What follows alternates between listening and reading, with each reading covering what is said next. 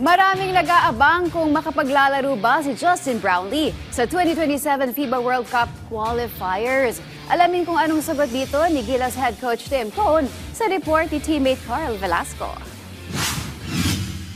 Matapos maoperahan dahil sa injury noong nakaraang PBA Commissioner's Cup Finals, handa na ulit sumabak sa panibagong kampanya para sa bansa ang 37-year-old ng si Justin Brownlee. Ngunit may isa pang balakid para makapaglaro ang ating kabayan sa paparating na World Cup qualifiers. Matatanda ang muling humarap sa paglabag sa anti-doping rules sa ikalawang pagkakataon ng veteranong forward. Dahil dito, maaaring maudlot ang kanyang kampanya para matulungan ng koponan sa nasabing torneo. Ngunit ayon sa Samaang Basketball ng Pilipinas, nabigyan na ng clearance ng FIBA si Brownlee para maglaro sa paparating na FIBA World Cup 2027 Asian Qualifiers na magsisimula ngayong Nobyembre. Sa panayam ng PTV Sports kay Gilas head coach Tim Cone, malaki ang tsansa na muling mairepresenta ni Justin Noypi ang Pilipinas sa naturang international tournament. Isa rin sa tinitignan ng national team mentor ay ang kondisyon ng Georgia native kung saan sinabi nito na sa susunod na buwan ay posibleng maging physically ready na si Brownlee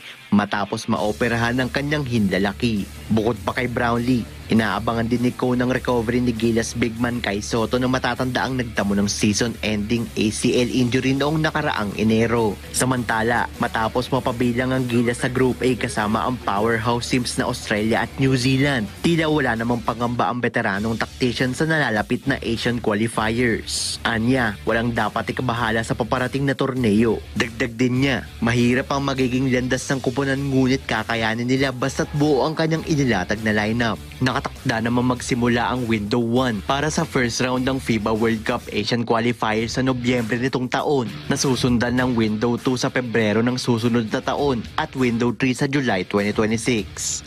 Carl Velasco, para sa Atletang Pilipino, para sa Bagong Pilipinas.